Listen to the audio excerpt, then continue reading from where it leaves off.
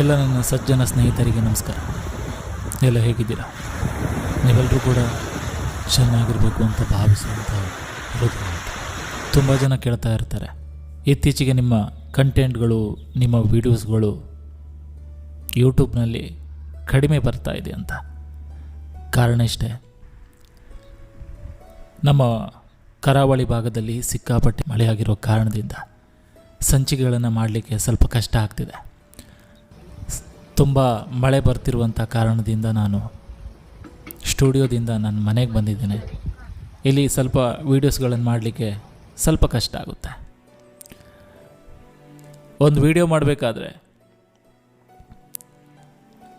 1 ವಾರದ ಹಿಂದೆ ಒಂದು ಹಾಕಿರುವಂಥ ವಿಡಿಯೋ ನೀವೆಲ್ಲರೂ ನೋಡಿರ್ತೀರ.